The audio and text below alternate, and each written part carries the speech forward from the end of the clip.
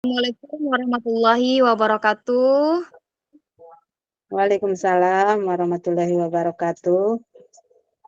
Selamat siang Bu Usnul. Selamat siang Bu Sari. Apa kabar Bu Sari? Alhamdulillah sehat Bu. Ibu bagaimana kabarnya ini? Alhamdulillah sehat Bu Sari. Bagaimana dengan anak-anak dan keluarga di rumah Bu Sari? Alhamdulillah sehat juga Bu. Anak-anak di sekolah gimana juga aman-aman Bu Sari? Alhamdulillah aman Bu. Mohon maaf nih Bu Sari, ada apa ini ya Bu Sari? Oh begini Bu, ada yang ingin saya bicarakan nih Bu. Ada sebuah permasalahan yang sedang saya alami terkait dengan profesi saya sebagai seorang guru dan sebagai ibu rumah tangga. Kira-kira pada kesempatan kali ini, apa yang akan Ibu Sari utarakan mengenai hal apa? Saya ingin mengutarakan bagaimana saya bisa memanage waktu, Bu, sebaik mungkin. Karena posisi saya ini karena pekerjaan yang begitu, luar biasa, sangat sibuk sekali, kemudian, eee, bagaimana membagi waktu dengan keluarga, di rumah, jadi saya ingin di sini tuh, saya ingin membagi waktu gitu, agar semuanya bisa berjalan dengan baik begitu, Bu. Ya, baik Bu Sari. Jadi tentang apa yang Ibu Sari paparkan, kira-kira apa yang jadi prioritas atau skala 1 sampai 10, di mana posisi Ibu Sari sekarang dan pencapaian apa yang harus Ibu capai? Iya, Bu. Kalau di sekolah itu banyak sekali pekerjaan selain tugas pokok, mengajar atau melakukan pembelajaran di kelas, serta banyak sekali hal-hal yang terkait dengan akreditasi, ditambah lagi dengan kegiatan-kegiatan lomba lainnya. Jadi memang luar biasa padat sekali, Bu, kegiatan saya sekarang ini. Jadi membagi waktu itu sangat sulit, kapan kita melatih anak-anak untuk lomba, untuk mengerjakan administrasi, apalagi akreditasi ya, Bu, ya. Kalau tiba di rumah juga begitu, urusan keluarga. Jadi, posisi saya sekarang ini ada di posisi 6 lah, Bu, ya. Karena mau mengerjakan ini ada yang terlantar, kemudian ada yang terlewat, begitu, Bu. Ya, memang betul sekali ya Bu Sari apa yang Ibu katakan. Sungguh memang manajemen waktu itu memang sangat sulit sekali ya Bu. Saya juga merasakan apa yang Ibu Sari rasakan. Kita sama-sama sebagai seorang pendidik, sama-sama sebagai ibu rumah tangga, dan juga sebagai seorang istri. Memang itulah yang sering dialami oleh keluh kesah yang dialami oleh ibu rumah tangga. Nah, kemungkinan kalau ada peluang yang ingin Ibu ambil untuk menghadapi hambatan atau gangguan, kira-kira apakah Ibu Sari sudah mempunyai solusinya? Kalau soal solusi, saya juga punya rencana, Bu. Bagaimana saya meningkatkan, efektivitas saya dalam kehidupan sehari-hari, yaitu dalam me-manage waktu. Ketika posisi saya nomor 6, saya berharap posisi saya itu menjadi nomor 8. Ketika di sekolah, saya membuat skala prioritas gitu, Bu.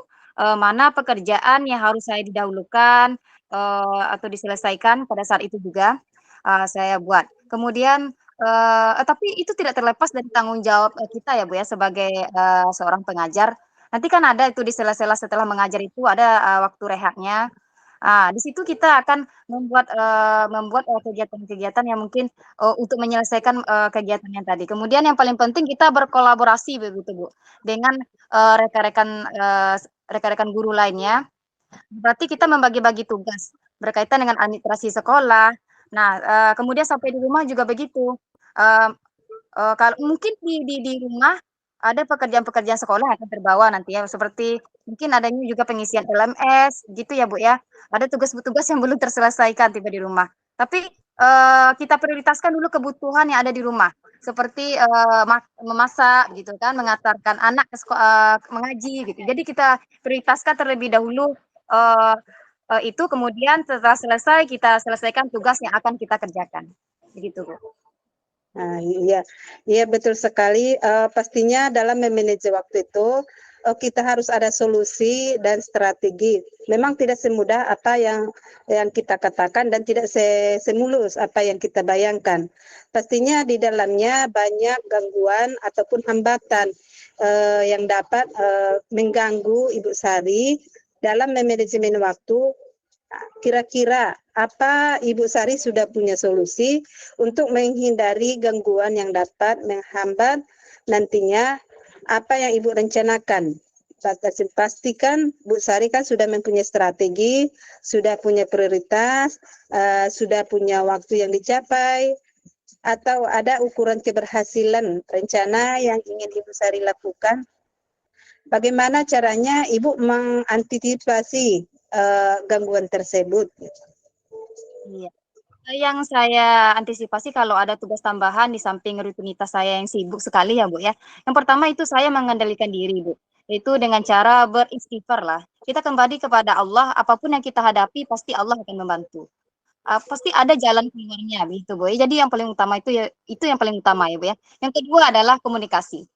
Di rumah kan kalau kalau keluarga mereka tidak tahu apa yang kita hadapi di sekolah. Jadi komunikasi itu sangatlah penting ya, Bu, supaya kita bisa memahami, bekerja sama dengan baik, baik itu di sekolah, di rumah. Itu penting sekali komunikasi, Bu. Ya, betul sekali, Bu Sari. Tentunya harus ada komunikasi dan komitmen, juga prioritas keluarga. Ketika kita berada di rumah, kita harus memprioritaskan tugas di rumah. Dan ketika kita sedang berada di sekolah, kita harus memprioritaskan tugas yang di sekolah. Jadi berarti Bu Sari sudah bisa mengatur waktu dan jadwalnya. Nah, apa rencana Ibu Sari untuk mengatur jadwal tersebut? Yang pertama yaitu saya punya komitmen, Bu. Yang pertama saya membuat list kegiatan mana yang kerjaan yang saya dulukan, itu yang saya dulukan pertama kali. Kemudian yang kedua saya meningkatkan komunikasi dengan pihak keluarga, baik itu di rumah, kemudian juga komunikasi dengan pihak-pihak sekolah, baik itu rekan-rekan guru di sekolah. Ya, betul sekali ya, Bu Sari ya. Komunikasi memang sangat perlu sekali. Jangan sampai ada diskomunikasi, apalagi orang yang ada di rumah. Yang di rumah itu juga kan unsur motivasi yang terpenting. Bagaimana mood kita itu tercipta, itu berawal dari rumah tangga gitu. Jadi Bu Sari sudah bagus apa yang Ibu Sari utarakan. Nah, sudah ada solusinya. Intinya Bu Sari juga sudah bertanggung jawab, sudah tahu memahami inti dan semua masalah. Dengan tidak lupa pula Bu Sari sudah sadar diri bahwa Bu Sari adalah ciptaan Allah Subhanahu wa taala dan berserah diri, itu sudah sangat bagus sekali Bu Sari. Nah, bagaimana sekarang timbal baliknya dari apa yang Ibu Sari alami ketika kita sedang berbicara seperti ini? Yang pertama saya merasakan perasaan saya itu jadi lega ya, Bu, ya. Biasalah kalau perempuan itu kalau lagi pusing, lagi galau, pasti ingin ada teman curhat begitu ya, ada teman ngobrol, dan percakapan kita ini sudah cukup sangat membantu dan juga makin percaya diri untuk, bisa menghadapi masalah-masalah yang saya alami. Terima kasih, Bu, terima kasih atas waktunya, terima kasih atas motivasinya. Iya, Bu Sari, terima kasih Bu Sari. Kita sudah sama-sama mendapatkan solusi dan sudah ada pencerahan dan saling berbagi pengalaman dan mencari solusi bersama-sama. Dan saya doakan Ibu Sari supaya dapat menjalankan aktivitasnya dengan lancar dan bisa memanajemen waktu. Iya, terima kasih ya, Bu. Iya, Sama-sama Ibu assalamualaikum, Sari. Bu. Waalaikumsalam warahmatullahi wabarakatuh.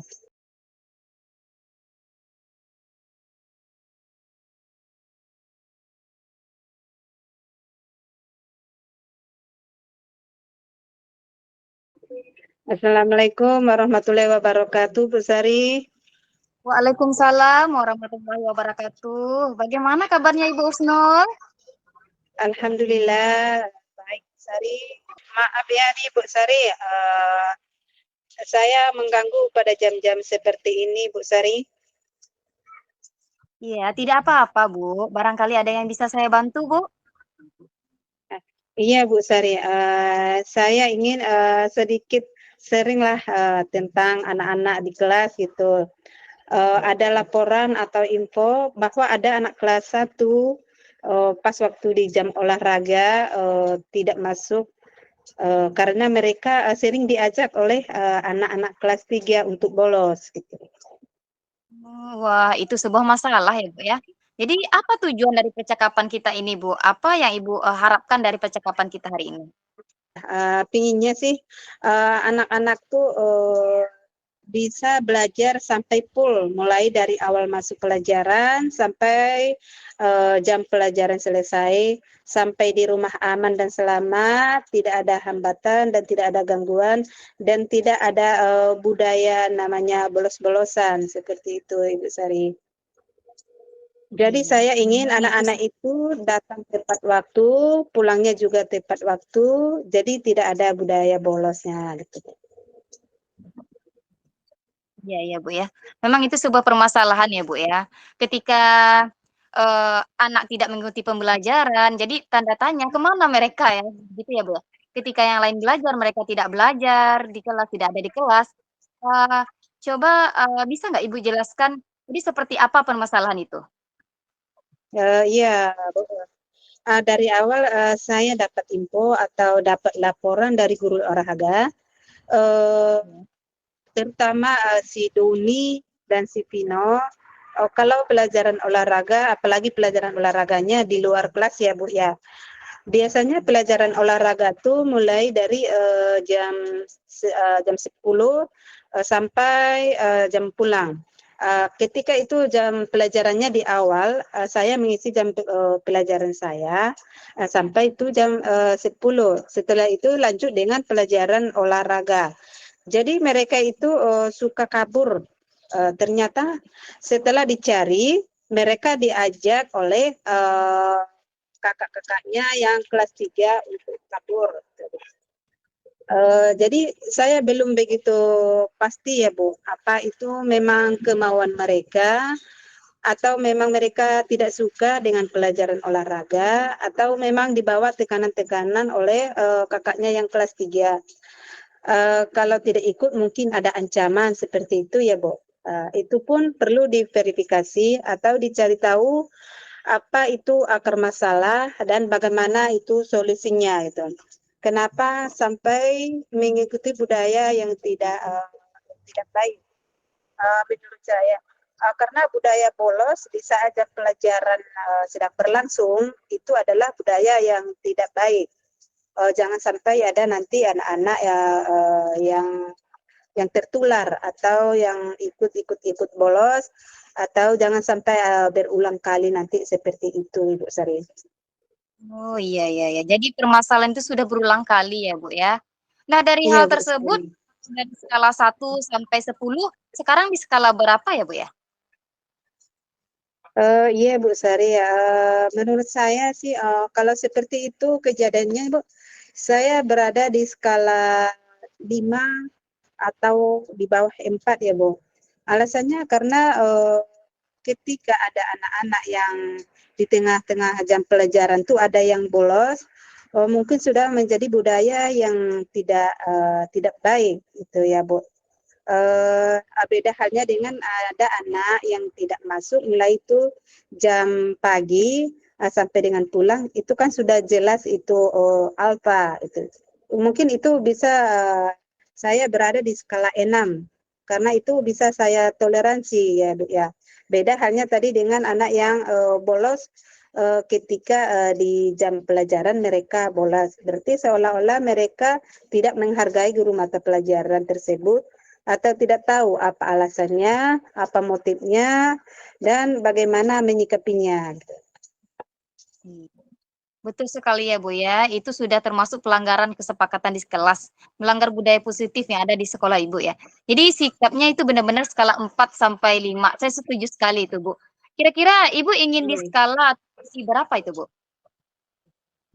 Iya Bu, kalau saya sih pastinya kalau masalah anak-anak ya Bu, saya pinginnya berada di skala ke-10 gitu. Minimalnya lah Bu, untuk memotivasi anak, apapun itu caranya, dan sama siapapun mereka belajar, saya ingin mereka tuh harus tetap sekolah. Kalau memang tidak bisa masuk atau ada hambatan, mereka bisa minta izin atau berkoordinasi dengan guru bidang studi tersebut. Jadi harusnya kan mereka itu minta izin atau berkoordinasi dengan guru mata pelajaran.